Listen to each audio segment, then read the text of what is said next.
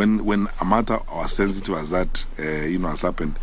Now, you already have jumped to conclusions before investigations are done. Now, my brother, if we go that way, we will hurt ourselves. Let us always be focused. When something has happened, we have competent officers, we have competent teams. They come up, they investigate the matter, wanachunguza, wanatafuta ukweli mahali huko. Kama kuna ushahidi wa kutosha, mambo fulani yamefanyika, wahusika wanapatikana, alafu wanapelekwa kotini. Tunataka kufuata sheria na tunataka kuishi kisheria vile tunatakiwa kuishi. Sawa? One last question perhaps. Oh.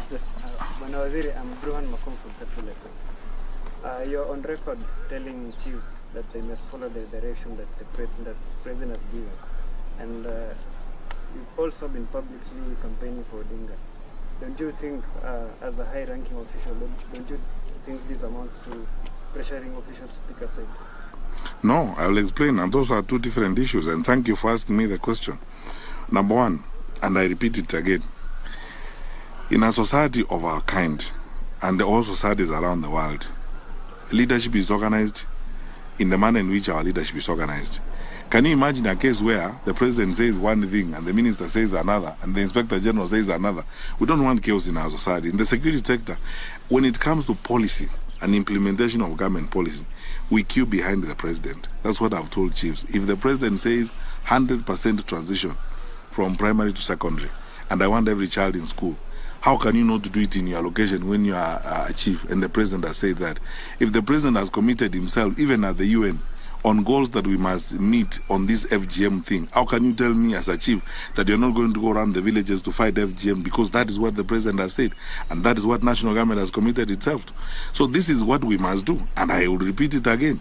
Now and any time in my life, even when I am not Minister for Interior, I would wish that the next Minister of Interior also lives that way.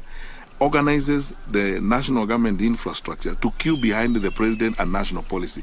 That is how we manage the country. Because imagine a case where the president says, we are going to work with the Minister of Education to fight examination cheating.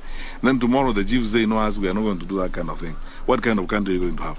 So that is what I meant when I tell chiefs, and I tell them even to this day, on national policy, and when the president takes a decision on the matter and the president spells out a position, I am the first to queue behind my president, and I'm followed by my colleagues. That is how it is going to be, and that is how it should be, for us to have an orderly environment. On the question of elections and campaigns, let's stop pretending about one thing. Even the judges of the High Court, the judges of the Court of Appeal, and the judges of the Supreme Court will vote. But the matters on which they are voting, some of them may come before them. There is a clear line between my inclination and my responsibility, my obligation and my inclination. All of us here, the way we are seated here, even my colleagues here, I don't know, some of them are Muslims, they go to the mosque on Friday, others are Catholics, they go to church on Sunday, others are Anglicans, they go to church on Sunday, others like me are Seventh-day Adventists, they go to church on Saturday. But when we come to work, we have our obligations. I will not wear the lenses of my religious inclination. I will not wear the lenses of my faith. I will, if you come before me, I will not ask you where you belong to and where you come from. I am not supposed to do that under the law. I have an obligation. I have a legal obligation. So there must be a line drawn between legal obligations and personal inclinations.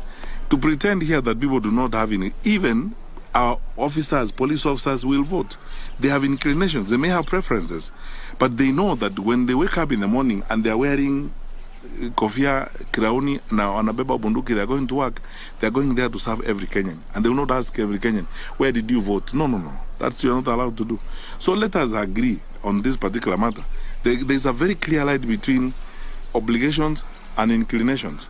And there's nothing wrong with people having, inclinations. That's why we are a democracy. That people have opinions, they have preferences, and no one forces anyone to. You don't have to agree with me. You don't have to I don't have to agree with you. But I can express myself and say, as far as I'm concerned, I think this is the way we should go. That's my opinion. Even in the offices where we work, we have different opinions sometimes on issues. But we don't sack people because they have expressed differences of opinion, because we understand the line between obligations and inclinations. And this is what people oftentimes confuse and so on. The Constitution says the president will appoint cabinet ministers who are technocrats. It doesn't say the president will appoint robots. Switch on and switch off robots.